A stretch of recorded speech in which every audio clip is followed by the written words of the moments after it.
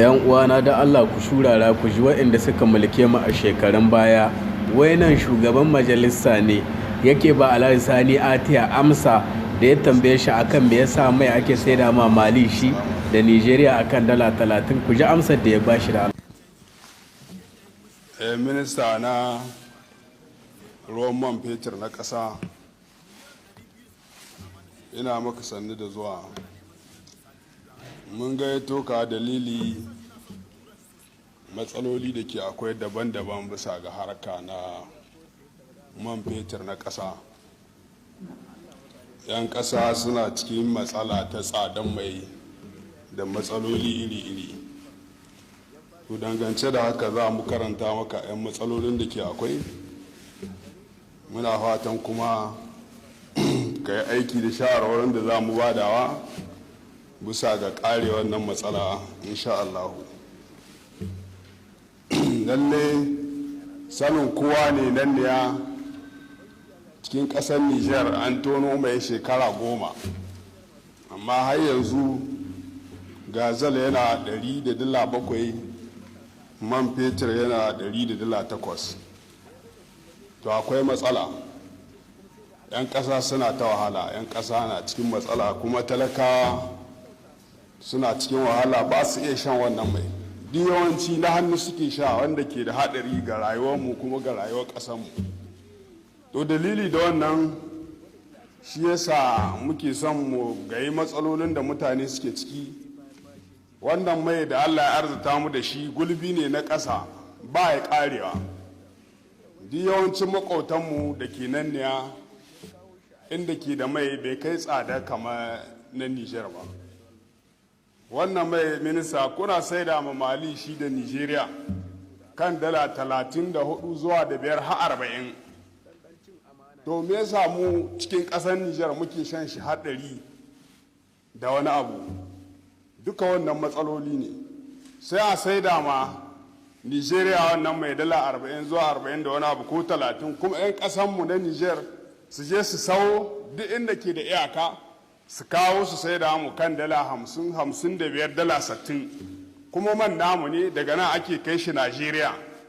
To dangance da wannan matsaloli shine muke fatan minista ku tuna da wannan matsalolin da suka damu al'umma, kuma ku san matakan da za a ɗauka dangance da wannan abun.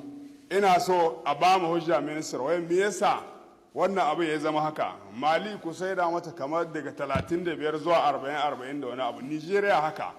Kuma mu je Nigeria mu sau, mu kawo, mu shawo shi, mutanen mu su shawo al'umma kan dala 40 ko 45 ko 50 har zuwa 60. Mu da ake gino abun nan cikin ƙasan. Na gode.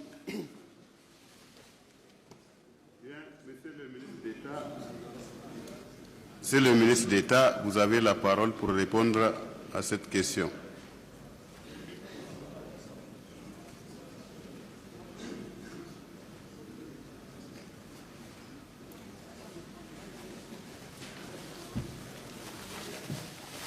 Merci, Monsieur le Président de l'Assemblée nationale. Honorables députés, nous sommes heureux de nous retrouver aujourd'hui devant vous pour répondre à la question d'actualité posée par l'honorable député Sani. Bisa kan wannan tambaya da député muna bisa price kin man petrol, ga ganin shi wadda ake saida shi a cikin station na Niger ya yi tsada kwarai.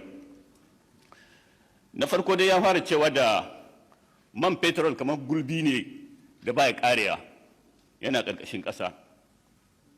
Ko gulbi ne ƙariya yake, ko gulbi ne ƙariya yake, duk ƙarƙashin ƙasa yake.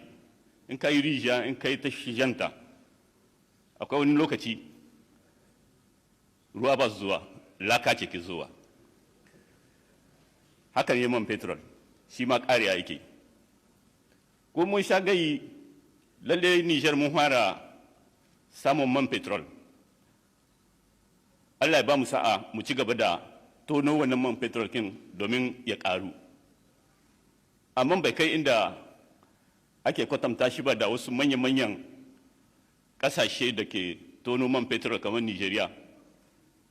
Ganga miliyan 2 rana ɗaya, Niger ganga 120 rana ɗaya, ya riɓanya sau 10. Arabi Saudit ganga miliyan 20 kowace rana, ba 120 ba. Kenan ko ana kwatamci a san inda ake kwatamci, na ɗaya kenan. Na biyu ya ce ya yi tsada. To ina son jawo hankalin deputy da duka ma yan ƙasa gaba ɗaya, lalle cewa da gino man petrol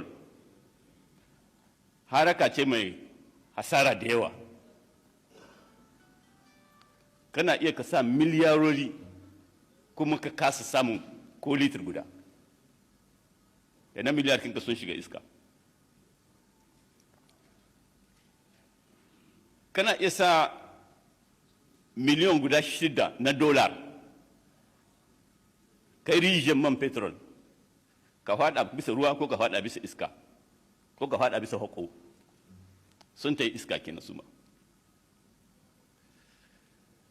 Ba banza ba ne da in an ka ba mutum gona binciko hakon man petrol ake ba shi shekara 8 shi bincike ya gani abin da yake iya samuwa. In bai samu ba ko mine ne yasa cikin wannan gonar ta koma mun gwamnati, ya yi hasara. Don haka man petrol kinmu na Niger ake ganin ya yi tsada, bai yi tsada ba. Kuna tunani lokacin da ban fara hako man petrol ba, kowa ya sani ko nawa ne ake saida man petrol a station. Kowa ya sani dole ma tilas sai da ma gwamnati ya fara tallafi domin a rage price. Tunda mun ka fara 2011 zuwa yau an rage man petrol so 2. 2012 da an ka fara an rage wajen $20 bisa litir, kowane litir. 2013 kuma an rage wajen $6 bisa kowane litir. Kenan ba a cewa ba samu raguwa ba, ba samu sauki ba. Na ɗaya kenan. Na biyu, don mi man petrol kin da ake saida a ƙasashen waje wanda ba mu iya sha a nan, ana saida shi da arha. Lissafi ne ake yi. In muka ce za mu saida shi da tsada, ba mai zakuwa mai ɗauke shi. Shi mai zakuwa ya saye na nan ga, ai sai ya biya transport, ai sai ya biya tax kin statistic ya fita. In ya kai shi can ƙasarsu sai ya biya duwan. Kenan wannan ne kamata ku yi lissafi. Da fatan 'yan uwa kun ji minista na man fetur lokacin Muhammadu Isu, kun ji amsar da ya bada da cewar wai man fetur ai ba ruwa ba ne, karewa ne yake, shi yasa ake saida ma 'yan Nijar shi a $100 da $8, amma 'yan ƙasa waje Mali da Nigeria sai a saida musu shi a 33. Kaji wannan zalunci. Tanja Mamadu ya hudu mai, lokacin da ya hudu shi yasa doka in ya hutu insha Allahu za a saida ma ɗan ƙasa shi a $30, in yayi yawa 35. Yace idan aka yi shekara 10 ana saida mai a haka insha Allah 'yan Nijar wannan duk koke-koken da suke da zuwa ciraniya kusa karewa. Da saka sa aka ma Tanja Mamadu kudeta, Muhammadu Isu da ya zo ya tardo wannan doka a riga an sa mata hannu sai ce ya lamunce a saida ma 'yan ƙasashen waje shi a haka nan, amma ɗan Nijar shi ya sa shi a 100 da wani abu. Yanzu ko ministan Jakkai ya ba da wannan amsa wai mai a Nijar yake, ai mai ruwa ne, ruwa ba mai ba ruwa bane, wai karewa ke. To in zai karewa ku ba 'yan ƙasa mana su ci moriyar shi. Man Nijar mu ba abin da ya kama ban da talauci, ya kashe wa dubban mutane aikin yi, ba su da aikin yi. Jihar da magana abin da muka sani ruwa yanzu ka je ka gani halbin masu ruwa ne ana shan mai 100 da wani abu. Amma akan haka wai wa'insu dan wane dan jahata ne ba su diba mai wanan yan musu, wasu ke zawa har suna ba da goyon baya a kahari a garinsu duk da a ɓata mulkin su wani. Haba yan uwa, ya kamata mu halka ma yi kishin waɗanda suke kishin mu ce wane in wane ya ce mu kare wane, mu diba wai wane shi mu yamma mutane lokacin shi.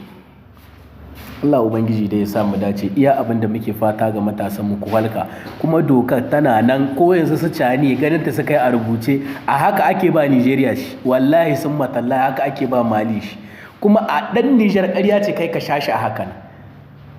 Ko su cani ƙarshen magana su cani da suke kan mulki a haka ake ta yanzu. Wai ɗan Nijar ka ce wai ana wani mulkin demokrasiya ko mulkin soji, kai dai mata kawai, amma lahira ai akwai bayani.